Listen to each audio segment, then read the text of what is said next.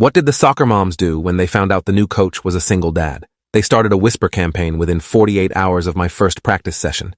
I found out from my daughter Maya when she climbed into my truck after school on Thursday, her face red and blotchy from crying. She was 10 years old and had been begging me for months to let her join the local youth soccer league after we moved to Riverside following the divorce.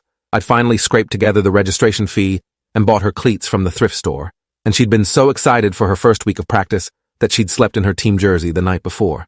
"They're saying you're a creep, Dad," Maya said, her voice small and broken in a way that made my chest physically hurt. Sienna's mom told all the other moms that single men shouldn't be around little girls, and now nobody will pass me the ball during drills. I pulled over into a parking lot because my hands were shaking too hard to drive safely. Maya explained through tears that during practice, 3 mothers had approached the assistant coach demanding to know why the league had hired a single father as head coach without proper background checks. They'd started a group chat called Riverside Soccer Safety and added every parent except me. I was 36 years old and had coached youth sports for 8 years before my ex-wife Elena got custody and moved Maya 3 states away. When we'd relocated to Riverside 6 months ago after I finally got shared custody back, I'd volunteered to coach Maya's team because the league was desperate for volunteers, and I had actual certifications.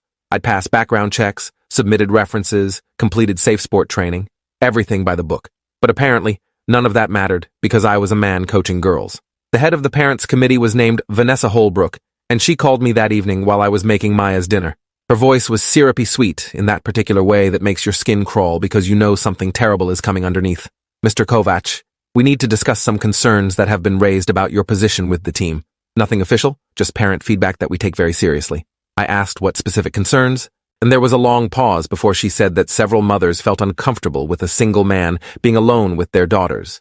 "I'm never alone with anyone," I said, keeping my voice level even though I wanted to scream. "There's always an assistant coach present, and parents are welcome to stay for every practice.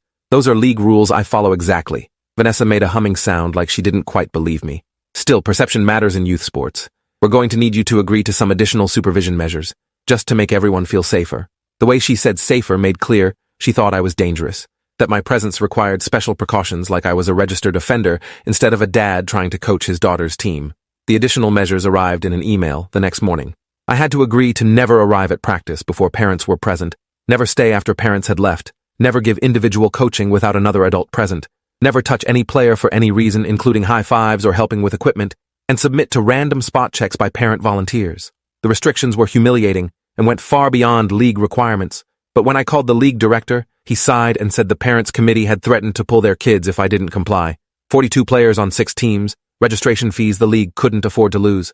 I agreed to everything because refusing would mean Maya couldn't play.